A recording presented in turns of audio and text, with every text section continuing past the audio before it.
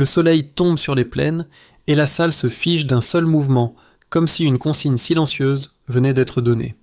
Devant des femmes venues de 60 pays et des milliers d'auditrices, le propos refuse le décor. Il relie agriculture, transformation, industrie et innovation à la pauvreté, à la discrimination et au départ risqué.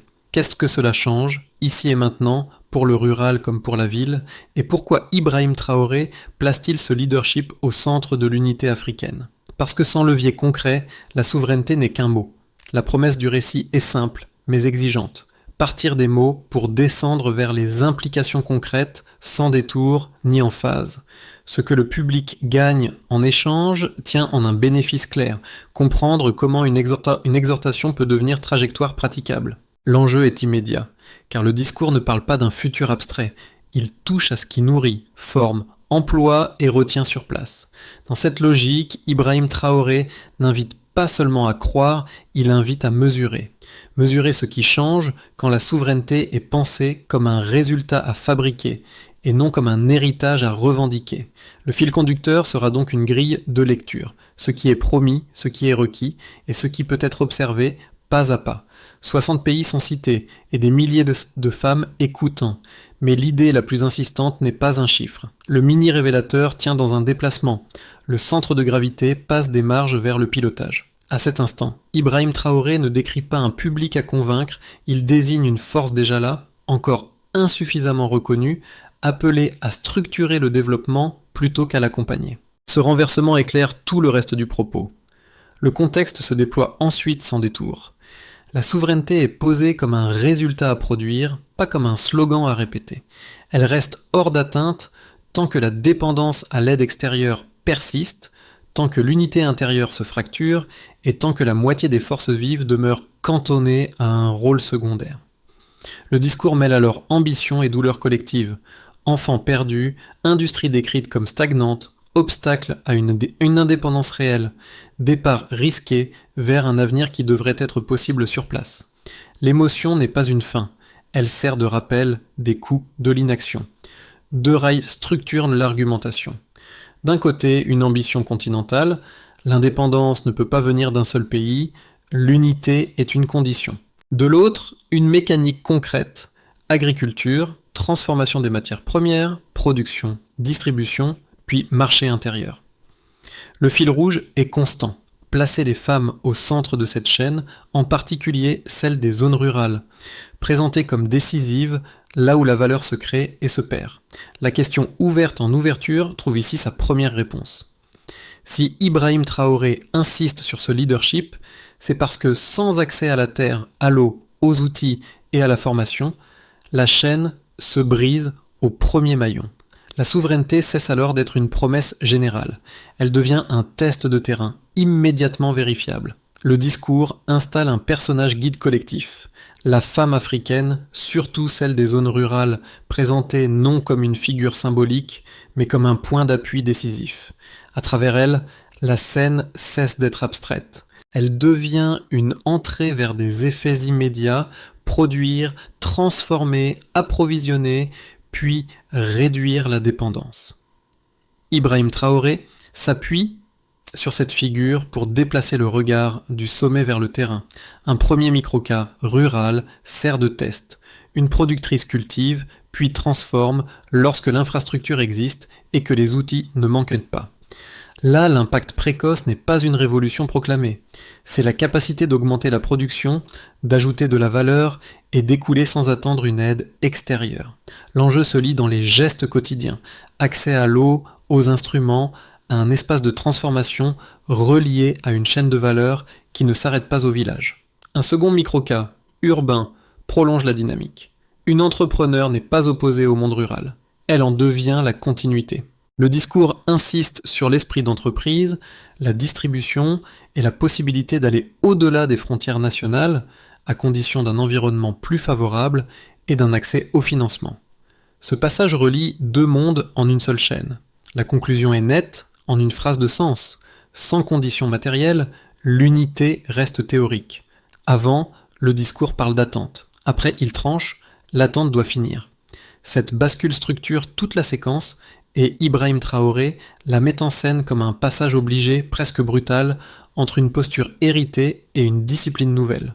Le propos ne s'ouvre pas sur une promesse vague, mais sur une rupture assumée. Ne plus compter sur l'aide extérieure comme réflexe, sans pour autant nier la nécessité d'appui ciblé. La première phase est celle de l'activation. La salle est pleine, le silence dense, et l'adresse est solennelle. Ibrahim Traoré salue, puis désigne un socle, les femmes comme piliers. Il ne se contente pas de valoriser un rôle, il ordonne une relecture du pouvoir. Il nomme la douleur collective, rappelle la mort des enfants, évoque l'industrie qui stagne, pointe les obstacles à une indépendance réelle. La question posée est directe, presque inconfortable. Combien doivent encore souffrir en cherchant ailleurs ce qui devrait être possible ici? Cette activation n'est pas décorative.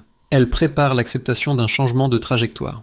Vient ensuite le pic du discours quand l'échelle change. Il ne s'agit plus d'un pays, mais d'un continent. L'indépendance ne peut pas venir d'un seul État.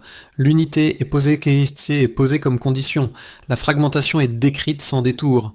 Méfiance, différence de religion, de culture, de langue. Puis une idée centrale est plantée. Les femmes peuvent aplanir les conflits. Elles peuvent rapprocher des sociétés éclatées, non par des déclarations, mais par des réseaux de coopération ancrés dans le travail et la production. À ce moment précis, l'appel cesse d'être moral, il devient organisationnel.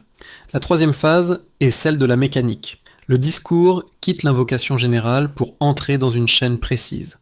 Agriculture, transformation, production, distribution. Cette chaîne est décrite comme une route continue, du champ au marché intérieur. L'insistance sur les zones rurales est constante, car c'est là que la différence se fait réellement. Ibrahim Traoré affirme que l'industrialisation ne portera pas sans celles qui sont déjà au contact des ressources. L'autosuffisance est posée comme horizon, l'entrepreneuriat comme levier et l'assistance comme posture à dépasser.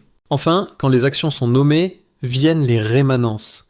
Il s'agit de créer des espaces où produire et transformer des matières premières. Il s'agit de déployer des programmes de formation professionnelle, il s'agit de faciliter l'accès aux technologies et aux ressources nécessaires pour entreprendre. Il s'agit de mettre en place des mécanismes de soutien, notamment financiers, avec des prêts préférentiels et des fonds dédiés. Il s'agit de renforcer les infrastructures de base, accès à la terre, à l'eau, aux outils de production. Le message se durcit, pas seulement des paroles, mais des actes observables. Cette ligne des événements laisse une tension volontairement ouverte. L'autonomie est revendiquée, mais la coopération avec gouvernements, organisations internationales et partenaires est aussi appelée. Le discours ne résout pas ce paradoxe. Il l'assume comme une transition. L'après n'est pas garanti, mais la direction est clairement tracée. Le point de départ est posé sans détour. Aujourd'hui, la production reste fragile, la transformation insuffisante et la dépendance extérieure élevée. Le déplacement recherché est clair, augmenter la capacité de produire sur place, transformer davantage, puis alimenter d'abord le marché intérieur. Ce passage du baseline vers l'écart constitue le cœur mesurable du discours, même en l'absence de statistiques détaillées. Ibrahim Traoré ne promet pas un chiffre final, il décrit un mouvement vérifiable par l'usage. Le premier repère mesurable est l'échelle humaine. Le discours cite 60 pays et évoque des milliers de femmes à l'écoute. Ce volume ne sert pas à impressionner, il sert d'indice d'ambition. Le baseline est celui d'initiatives dispersées, locales, souvent isolées. L'écart recherché est une coordination plus large, capable de relier des efforts nationaux et régionaux. Si l'écoute devient action collective, alors l'unité cesse d'être théorique et commence à se traduire par des réseaux concrets. Le deuxième repère est la chaîne de valeur. Avant, une économie largement tournée vers la vente de matières premières, avec peu de transformation locale. Après, une chaîne continue, agriculture, transformation, production, distribution, puis marché intérieur. L'écart n'est pas abstrait. Il se lie dans la présence ou l'absence d'espace ou transformé, dans la capacité à stocker, conditionner et écouler. Une seule phrase résume la logique. Sans transformation, la valeur fuit. Avec transformation, elle circule. Le troisième repère est la capacité productive des femmes rurales. Le baseline décrit un travail massif mais sous-équipé. Accès limité à l'eau, à la terre, aux outils, à la formation. L'écart attendu est l'augmentation de cette capacité d'agir. Quand l'accès à l'eau est sécurisé, la régularité de la production change. Quand les outils sont disponibles, la productivité progresse. Quand la formation est pratique, la transformation devient reproductible. Chaque élément pris séparément est modeste. Ensemble, ils déplacent la frontière du possible. Le quatrième repère est le financement. Avant, l'entrepreneuriat féminin se heurte à des barrières élevées. Crédit inaccessible, garantie excessive, absence d'accompagnement. Après, le discours annonce des prêts préférentiels, des fonds dédiés et des programmes de soutien. Le baseline est l'intention. L'écart à observer est l'usage réel, des procédures compréhensibles, des financements effectivement déployés et des activités qui démarrent puis se maintiennent. Ici, la preuve ne tient pas au montant annoncé, mais au nombre de trajectoires rendues possibles. Le cinquième repère est celui des infrastructures de base. Le baseline est une contrainte quotidienne. Et au rare, accès à la terre incertain, outil manquant. L'écart recherché est fonctionnel. Si l'eau est disponible, la production se stabilise. Si la terre est accessible, l'investissement devient rationnel. Si les outils existent, la transformation s'installe. Ibrahim Traoré rattache ces éléments à une exigence de cohérence. Sans ces prérequis, la souveraineté reste déclarative. Enfin, un dernier repère traverse tous les autres. Le temps. Le baseline est l'attente prolongée. L'écart est la fin de l'attente comme posture. Le discours ne promet pas un basculement immédiat. Il promet une direction mesurable. Ce qui compte, ce sont des signes observables, répétés sur le terrain. Là se joue la crédibilité, non dans un chiffre unique, mais dans la convergence de ces écarts. Une première lecture critique avance une thèse forte. Le discours serait trop ambitieux au regard des contraintes décrites. L'appel à ne plus attendre l'aide extérieure coexiste avec la reconnaissance d'un besoin de soutien international. Cette combinaison peut être perçue comme une contradiction opérationnelle. Sans infrastructure suffisante, sans financement immédiatement accessible et sans dispositif déjà en place, l'exhortation risquerait de rester au niveau de l'intention. La charge placée sur les femmes, en particulier rurales, paraît alors disproportionnée face aux obstacles matériels et institutionnels qu'elles affrontent déjà. Une seconde thèse, tout aussi solide, pointe le risque social et politique. Présenter les femmes comme capables d'aplanir les conflits et de rapprocher des sociétés fragmentées par la religion, la culture et la langue peut sembler excessif. Cette mission dépasse l'économie. Elle touche à des fractures historiques, parfois violentes, que des réseaux productifs seuls ne suffisent pas à résoudre. Dans cette lecture, le discours ferait peser sur un groupe une responsabilité collective immense, sans garantie que l'environnement politique et social suive. La réponse, si l'on reste strictement ancré dans le contenu source, ne nie pas ces risques. Elle les intègre. Ibrahim Traoré ne promet pas une rupture instantanée. Il décrit une transition. L'autonomie proclamée n'exclut pas la coopération, elle en redéfinit le rôle. Soutien élargi, mais pilotage local.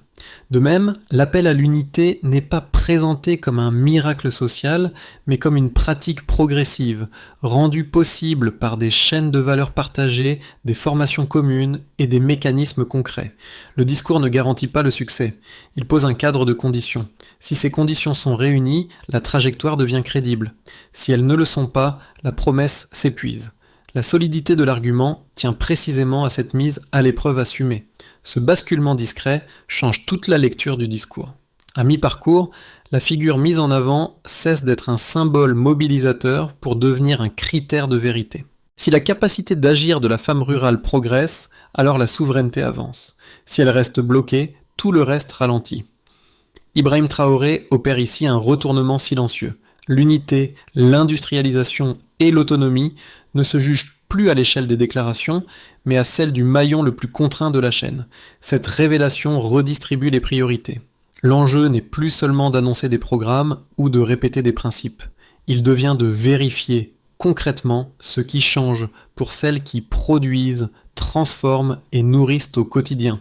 L'accès à l'eau, à la terre, aux outils et à la formation cesse d'être un thème parmi d'autres. Il devient la condition pivot.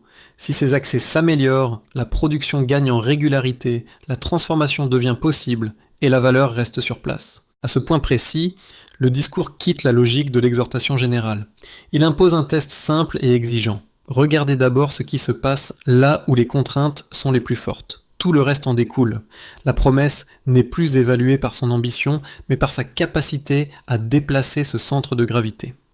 Pour les gouvernements et institutions publiques, la conséquence première est une obligation de cohérence. Promettre des programmes ne suffit plus. Il faut produire des mécanismes visibles sur le terrain. Cela implique de soutenir la formation professionnelle, de faciliter l'accès aux technologies et de créer des espaces où production et transformation deviennent possibles, surtout hors des capitales. L'appel à l'unité devient un test politique. Réduire la fragmentation ne se décrète pas, cela se construit par des cadres qui rendent la coopération praticable. Pour les entreprises, l'entrepreneuriat et le financement, le discours déplace la notion d'opportunité. Il ne s'agit plus seulement de créer des activités isolées, mais de consolider une chaîne de valeur complète du produit agricole à la transformation, puis à la distribution. Les prêts préférentiels et fonds dédiés sont présentés comme des leviers à condition qu'ils soient réellement accessibles. L'enjeu est disciplinaire. Sans compétences, sans accès aux ressources et sans continuité avec le rural, le capital seul ne produit pas de transformation durable. Pour les citoyennes et citoyens, surtout en milieu rural, l'effet annoncé est d'abord matériel et social. Le travail des femmes est requalifié. Elles ne sont plus des accompagnatrices, mais des décideuses économiques. Concrètement, cela signifie que produire et transformer peut devenir une voie de revenus et de stabilité. Si l'eau, les outils et la formation sont disponibles. Cette centralité implique aussi un déplacement des normes, accepter que les femmes occupent l'espace public, économique et parfois politique. La dignité promise se mesure à la réduction des départs risqués et à la crédibilité d'un avenir sur place, jour après jour. Pour la région, la coopération continentale et les partenaires extérieurs, la conséquence est une logique de réseau. Coopération entre pays, mais aussi entre femmes de différents territoires, pour partager méthodes, formations et débouchés. Le paradoxe est assumé. Réduire la dépendance tout en mobilisant des appuis internationaux ciblés. Ibrahim Traoré suggère ici une règle implicite. Le soutien extérieur comme levier temporaire, le pilotage local comme condition permanente. À cette échelle, l'unité devient un avantage stratégique, sans lequel ni industrialisation ni innovation ne peuvent s'installer durablement. Ces 4 conséquences dessinent un même critère d'évaluation. Si la chaîne tient pour chacun de ces groupes, la promesse progresse. Si un maillon cède, l'ensemble ralentit. Dans un scénario de base, celui d'une continuité encadrée, les mécanismes annoncés existent, mais avancent par à-coups. Des espaces de production et de transformation apparaissent ici et là, sans couverture homogène. La formation professionnelle progresse, mais reste inégale selon les territoires. Les prêts préférentiels et fonds dédiés permettent des démarrages, surtout en zones urbaines, tandis que le milieu rural avance plus lentement à cause des contraintes d'eau, d'outils et d'accès aux ressources. L'unité progresse par coopération locale, sans basculement continental. Dans un scénario optimiste, un effet de chaîne se déclenche. Les politiques publiques s'alignent plus rapidement. L'accès à l'eau, à la terre et aux outils s'améliore dans les zones rurales, stabilisant la production. La formation devient pratique et continue, permettant de maîtriser transformation, gestion et qualité. Le financement est réellement accessible, l'entrepreneuriat s'installe dans la durée et le marché intérieur se structure. La coopération entre femmes de différents pays joue un rôle de relais, facilitant échange de méthodes et circulation d'opportunités. Dans un scénario défavorable, la promesse reste fragmentée. Les programmes demeurent déclaratifs. Les mécanismes financiers existent sur le papier, mais atteignent mal les zones où les besoins sont les plus forts. Les infrastructures tardent, la transformation reste limitée, et l'appel à l'unité se heurte aux divisions décrites dans les discours. Le risque n'est pas seulement économique, c'est la fatigue collective face aux promesses répétées. Une recommandation de lecture s'impose alors. Suivre le discours comme un tableau de conditions. Si les conditions changent, la trajectoire change. Rien n'est automatique. Tout dépend de l'exécution. À ce stade, le discours cesse d'être seulement une analyse de politique ou de mécanisme. Il invite chacun à se situer dans la chaîne décrite. Pour celles et ceux qui vivent en milieu rural, l'impact évoqué est d'abord concret. Si l'accès à l'eau, à la terre et aux outils s'améliore, alors produire et transformer ne sont plus des efforts isolés. Ces activités deviennent régulières, transmissibles et capables de générer des revenus stables. La formation professionnelle prend ici un sens précis. Transformer un savoir-faire dispersé en compétences utilisables, répétables et reconnues. Pour les personnes en ville, le message ouvre un autre angle. Entreprendre n'est pas seulement créer une activité individuelle, c'est aussi organiser la distribution, structurer un marché intérieur et faire circuler des produits issus de la transformation locale. Le discours suggère une responsabilité implicite. Relier l'initiative urbaine à ce qui vient du rural au lieu de capter la valeur sans retour. La cohérence se mesure alors à la continuité entre production, transformation et mise en marché. Pour celles et ceux qui observent depuis l'extérieur, partenaires, organisations ou citoyens engagés, l'attitude proposée est claire. Soutenir sans confisquer, coopérer sans imposer, renforcer des programmes sans remplacer la décision locale. Cette posture traverse tout le message. L'appui est légitime s'il élargit les capacités d'agir, pas s'il se substitue. Deux gestes modestes, compatibles avec l'ensemble du propos, se dégagent. D'abord, privilégier l'apprentissage concret. Formation, transmission, compétences directement utilisables.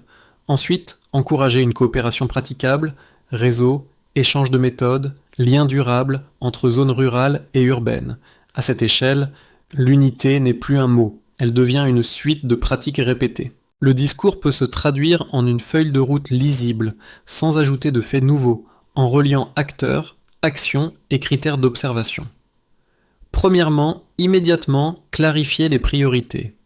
Les gouvernements et dispositifs publics identifient les femmes des zones rurales et les maillons, production, transformation, les plus contraints.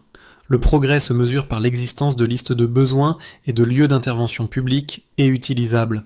Deuxièmement, à court terme, ouvrir des espaces de production et de transformation. Les autorités locales, les communautés et les programmes concernés créent des lieux fonctionnels où les matières premières peuvent être transformées pour le marché intérieur. Le critère n'est pas l'annonce, mais l'usage réel des espaces fréquentés reliés à une distribution minimale. Troisièmement, à court et moyen terme, déployer la formation professionnelle. Les centres de formation et partenaires proposent des compétences directement appliquées.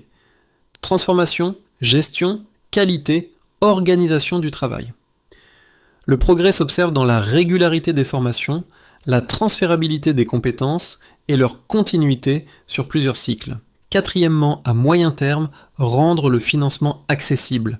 Les mécanismes financiers, fonds dédiés et prêts préférentiels simplifient l'accès au crédit et accompagnent le démarrage. La mesure est concrète. Procédure compréhensible, accès effectif, activités qui se lancent puis se maintiennent. Cinquièmement, de façon transversale, sécuriser les prérequis matériels et la coopération. Accès à l'eau, à la terre et aux outils, renforcés par des partenariats qui élargissent les programmes sans diluer le pilotage local. Dans cette architecture, Ibrahim Traoré insiste sur un passage des mots aux actes évalués par des preuves visibles dans la vie quotidienne. On revient au personnage guide du début, cette femme qui travaille au plus près de la terre, puis qui porte, souvent sans bruit, le poids de la production et de la transformation. Dans le récit, elle n'est jamais décorative. Elle est le point de vérité. Si son accès à l'eau, aux outils et à la formation s'améliore, alors la promesse cesse d'être lointaine et commence à se matérialiser. Si rien ne change pour elle, l'appel à l'unité se dissout dans le quotidien. Le discours a aussi dessiné son miroir urbain. L'entrepreneur capable de prolonger l'effort rural, d'organiser la distribution et de faire tenir le marché intérieur. Entre ces deux figures, il n'y a pas deux mondes séparés, mais une seule chaîne. C'est cette chaîne que Ibrahim Traoré cherche à déplacer, loin de l'attente et de la dépendance, vers une autonomie construite par des actes répétés. Une phrase résume cette logique sans détour. Une promesse sans outil n'émancipe personne. Ce rappel donne sa tonalité finale au propos. La souveraineté n'est pas présentée comme un trophée à brandir, mais comme une discipline collective portée par celles qui travaillent déjà et à qui l'on demande désormais de tenir aussi l'économie, l'innovation et l'unité. La fin du discours n'impose pas une adhésion, elle propose un critère simple pour juger la suite.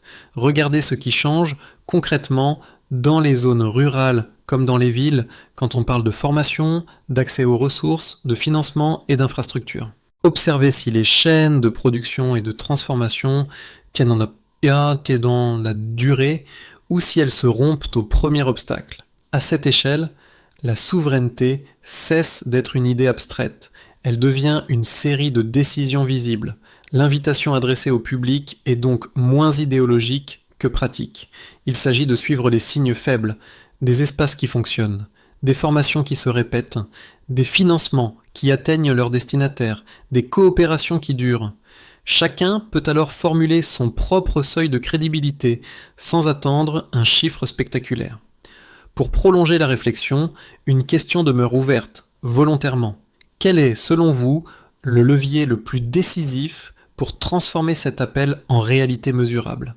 La formation, le financement, les infrastructures ou la coopération ?